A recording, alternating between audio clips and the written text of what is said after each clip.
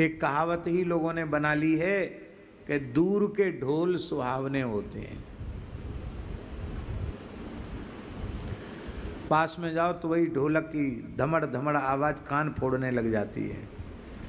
कई बार संसार में ऐसे ही लोग अधिक मात्रा में पाए जाते हैं जो दूर से उनका यश, उनकी कीर्ति बहुत सुनाई पड़ती है और उनके निकट जाओ तो फिर वैसी विशेषता उनमें दिखाई नहीं पड़ती। लगता है अरे देख, सुना कुछ और था, देखा कुछ और है, ये कैसा। एक सुना देते हैं देखा सुना के ऊपर।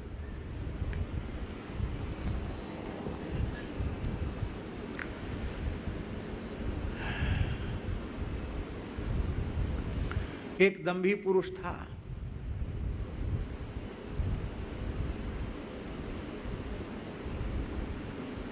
साधु नहीं था, वो दंभी था। बड़ा भारी साधु जैसा भेष बनाया, खड़ा हो जाए तो भी 2-3 हाथ जटा धरती पर बिछ जाए, इतनी बड़ी जटा, ओ इतना बड़ा, पूरा बोझा सिर पे जटाओं का। एक नगर में गया,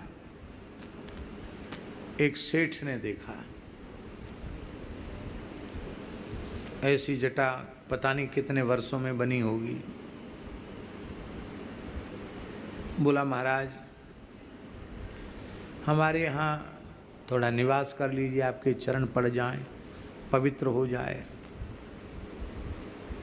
बोला महाराज हमारे यहाँ थोड़ा निवास कर लीजिए, आपके चरण पड़ जाएं, पवित्र हो जाए। तो जैसे एक तनु ने कहा था ना कि जब से पैदा हुआ हूँ काहू के घर गाँव न गई हूँ, ऐसी उसने भी कहा हम तो कभी किसी के यहाँ गए नहीं, लेकिन आप तुम भगत आदमी हो, तुम्हारा मन तोड़ना अच्छा नहीं है, लेकिन हम भीतर घर के नहीं जाएंगे, बाहर ही रहेंगे, हम तो तपस्वी हैं, बने हुए मकान में नहीं जाते हैं।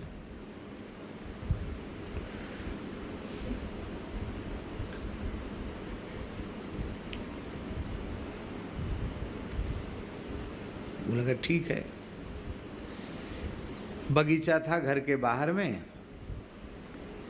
लोगों में होता ना सामने कुछ बगीचा, हरियाली होती है, वहीं एक फूस का झोपड़ा बनवा दिया। बोले महाराज इसमें रुक जाओ। जल्दी जल्दी सेवकों को लगा करके लट्ठा गाड़ के छप्पर डाल दिया। महाराज छाया तो होनी चाहिए, हाँ ठीक है। एक रात वहाँ रहे, कुछ भी खाया पिया नहीं। बोले महाराज कुछ तो लो। गृहस्थ के द्वार पर बिना, अरे बोले बच्चा हम तो केवल पवन का आहार करते हैं, हवा पीते हैं, कुछ नहीं खाते हैं। अच्छा, बड़े विचित्र महात्मा है। छाल की लगोटी पहन लेते हैं, न कपड़े की जरूरत है, न द्रव्य की आवश्यकता है, इससे तो हम कोसों दूर हैं। धन्य है हमारा सौभाग्य, ऐसे महापुरुष हमारे घर आए। सवेरे वो संत बोले अब हम जा रहे हैं। नहीं महाराज 2-4 दिन और रुकते। नहीं नहीं हमको बहुत काम है, हम तो जा रहे हैं। चले गए। शेठ ने रोते रोते कहा महाराज अब ये घर आपका ही है, कभी एक बार फिर अपनी चरण रज पधराना। बोले देखो अब हम यहाँ से कभी गुजरेंगे तो तुम्हारी श्रद्धा बड़ी अद्भुत है, तुम्हारे यहाँ तो हम रुक जाएंगे, क्योंकि तुम संतों के रुख का अक्षर सा पालन करते हो। ठीक है महाराज जी। 3 दिन बाद वो साधु फिर आ गया। तो सेठ ने कहा महाराज अब कैसे, आप तो इतने जल्दी आ गए। बोले घास का तिनका जटाओं में उलझ कर आ गया। अरे राम राम, इतनी बड़ी चोरी, आपके घर का तिनका और मैं अपने आश्रम तक ले आऊं। तो महाराज ये वापस कर ले, आप रख लो उसको तिनका। अब तो उसकी और ज्यादा श्रद्धा दृढ़ हुई। ओहो, अरे महाराज ये तो वैसे ही हमको झोपड़ी हमारे किस काम की है, आप कभी आते तो ठहरते, एक तिनका लौटाने के लिए आप 1.5 दिन तक लगातार पैदल चल के आए। अरे राम राम, बड़ा कष्ट हुआ आपको। नहीं बच्चा, कोई कष्ट नहीं, धर्म तो हमारा बच गया। बोला महाराज अब आपका धर्म तो बच गया, अब आप ऐसी कृपा करो कि मैं इतना बड़ा हो गया, अब बुढ़ापा आ गया मेरा, 55-56 का हो रहा हूँ, वृद्धावस्था की ओर बढ़ रहा हूँ, मैंने आज तक गंगा स्नान नहीं किया। तो वो दम्भी बोला क्यों नहीं नहाए गंगा जी? अरे राम राम, गंगा नहीं नहाए तो तुम्हारा जीवन बेकार है। बोले सच्ची बात बताएं संत जी, इस डर के मारे नहीं कि घर में कोई विश्वास पात्र चौकीदार नहीं मिला, हमारे जाने पीछे कोई कुछ कर दे तो। अब कहने में तो बहुत संकोच है, वैसे तो सब रहेगा यहाँ, सेवक सब रहेंगे, और आप इसी झोपड़ी में जब तक हम गंगा जी नहा के ना आवें तब तक आप यहीं रह जाएं तो बहुत अच्छा है। सिठानी तो यहीं रहेगी, वो सेवा करेगी, हम आए फिर आप चले जाना स्थान में, जंगल में चले जाना। वो दम्भी बोला कि वाह जी वाह, आपकी श्रद्धा भी खूब है, तपस्वी साधुओं से चौकीदारी कराओगे? नहीं नहीं महाराज, हैं करके पैर पकड़ लिए। नहीं महाराज, आप तो परमार्थ के कारण संतन धरा शरीर। जब गृहस्थियों को अपना काम चलाना होता तो बाबा जियों को यही दुहाई देते हैं, उनके भीतर थोड़ा उत्साह जगाते हैं। अरे आप तो परमार्थ के लिए साधु बने, आप इतनी सी बात पर आपको तकलीफ हो रही है। सुनी हुई बात नहीं बता रहे हम, आंखों देखी बात बता रहे हैं। भरी हुई बस में कंडक्टर बोला, ए बाबा उठ के खड़े हो जाओ। कहा क्यों खड़े हो जाएं? बोले देखो ये महिला खड़ी है, आप कैसे साधु हैं, आपके मन में इतनी दया नहीं है? लेडीज खड़ी है, आप बैठे हैं।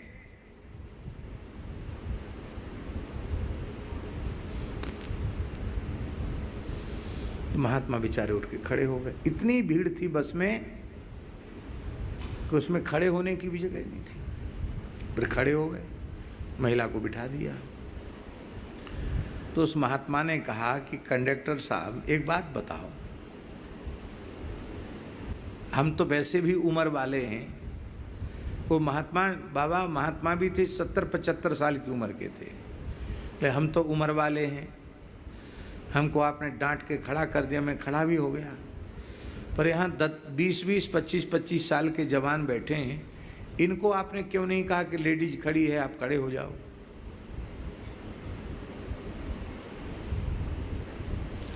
तो कंडक्टर बोला आप तो साधु हैं, साधुओं का काम क्या है? दूसरों की भलाई करना, इसलिए आपसे ही कहा जाएगा, दूसरे से क्यों कहें? परमार्थ के कारण संतन धरा शरीर।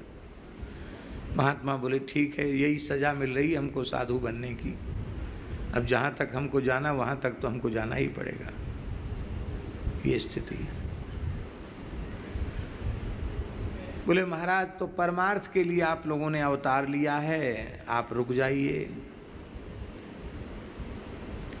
वो गया गंगा नहाने, और इधर वो तो साधु नहीं था लालदास जी महाराज, वो जटा वटा भी उसके सब नकली थे वो सब नकली बनाए हुए थे। वो तो बदमाश था एक नंबर का। वो देखते आया था कि घर में बहुत माल पानी है, उसने पता नहीं क्या विद्या चलाई, सिठानी को अपनी ओर आकृष्ट कर लिया। और वो जवान आदमी था, लेकिन वो भेष बनाए था बड़े भारी संत जैसा। उसने सिठानी को आकृष्ट कर लिया और घर का सारा हीरा जवाहरात और सोना लेकर उसने उसको दे दिया, और बोले चलो हम लोग भाग चलें। बोले हम चलो। तो वो उसकी गृहिणी को लेके भाग गया, घर का सोना चांदी लेके भाग गया, हीरे जवाहरात लेके भाग गया। अब वो गंगा जी बढ़िया से नहा के आया तो देखा न तो तृणधारी, नाम तो पूछा नहीं था कि क्या नाम है, रामदास, कृष्णदास, गोविंददास, माधवदास, क्या नाम है, तो नाम धर लिया तृणधारी, जटा में तृण रखे था। तो उसने कहा तृणधारी बाबा कहाँ गए? कोई बाबा भी नहीं है और घर की मालकिन भी नहीं, वो कहाँ गई? तो नौकर चाकर बोले महाराज पता नहीं है, हम लोग तो सवेरे जगह देखा कि वहाँ कोई नहीं। अब देखा घर में घुस के तो तिजोड़ी जोड़ी सब जय सिया राम, क्योंकि चाबी तो सब पत्नी के पास थी ही, सारा सोना चांदी हीरा जवाहरात गायब। तब रोता हुआ बेचारा वह व्यक्ति खोजने निकल पड़ा। तो एक जमुना जी के किनारे एक ऐसे महानुभाव दिखाई पड़े जिनकी बड़ी भारी प्रसिद्धि थी कि वर्षों बीत गए ये कुछ खाते पीते नहीं है,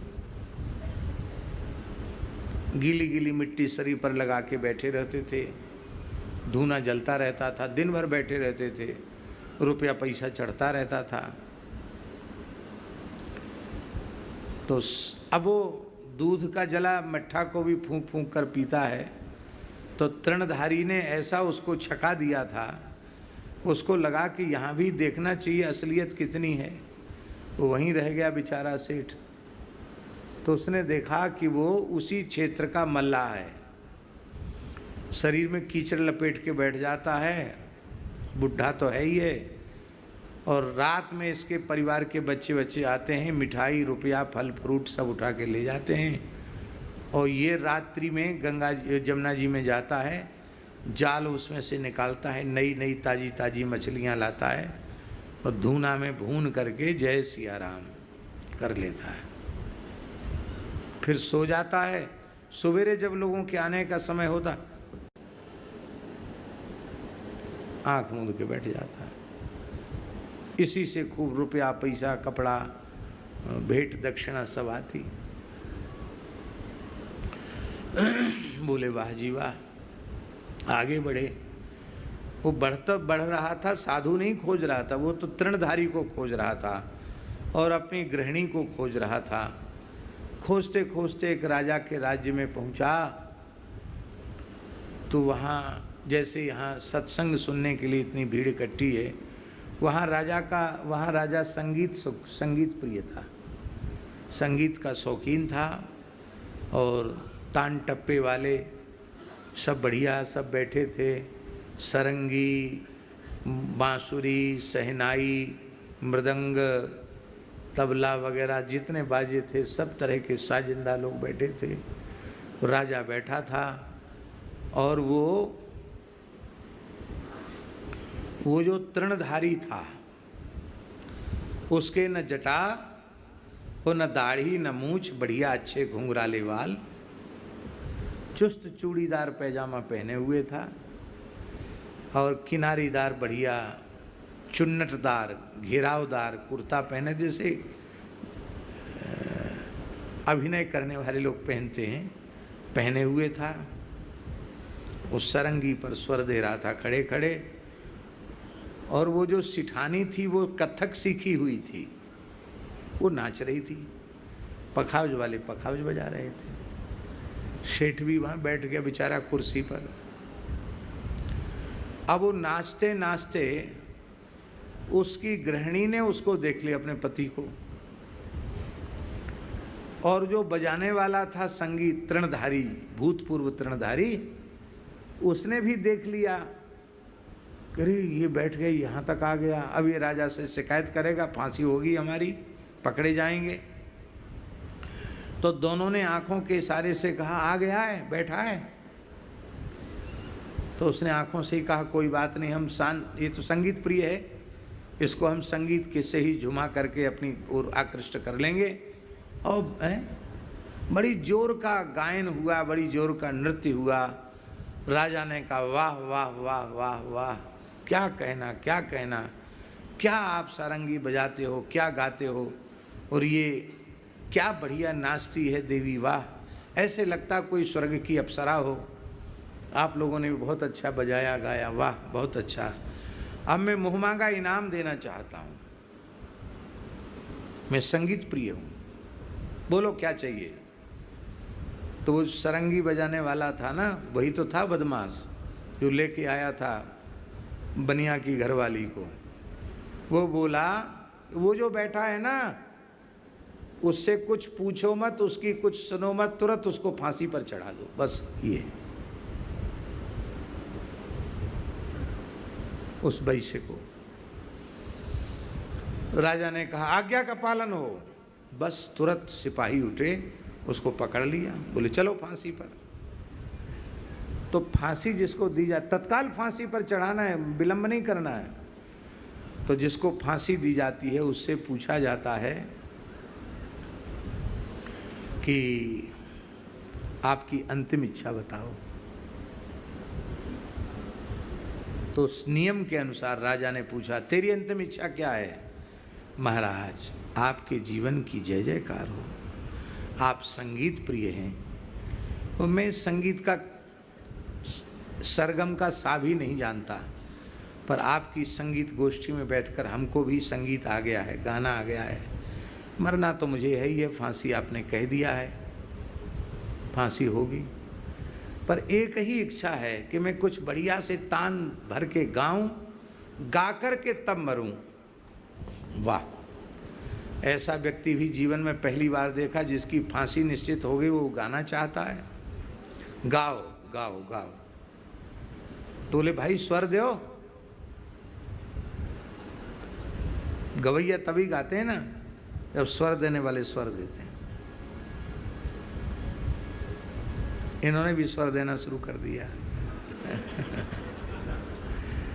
ये लोग वो नहीं है, ये तो कथा कीर्तन वाले हैं, लेकिन फिर भी देव स्वर, क्योंकि वो तो उसका सुना रहे ना। माइक तो खोलो।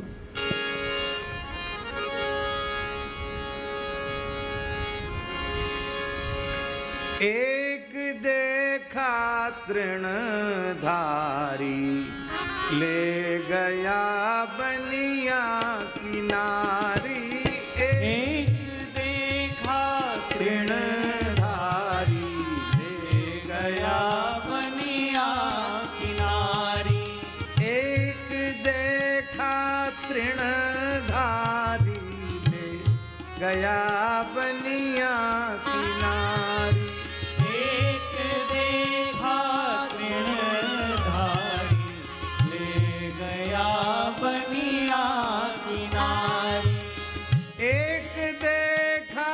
जलाहारी, आधी रात मच्छी मारी। एक देखा जलाहारी, आधी रात मच्छी मारी। एक देखा राजा अंधा, पकड़ा बंदा छोड़ा गंदा। एक देखा राजा अंधा, पकड़ा बंदा छोड़ा गंदा। एक देखा तृणधारी, ले गया बनिया किनारी। एक देखा तृणधारी, ले गया बनिया किनारी। कभी भी हो गया महाराज, गीत गाया उसने। हम तो उतना बढ़िया नहीं गा पाए, बढ़िया गाया होगा। राजा बोला वाह वाह, आपका स्वर और क्या कहना, बहुत अच्छा गाया आपने। इतने अच्छे गवैये को मुझे मृत्यु दंड देना पड़ रहा है, पर एक बात है, मेरी आज्ञा है। तुमने गाया तो बहुत अच्छा, पर इसका अर्थ मेरी समझ में नहीं आया। इसका अर्थ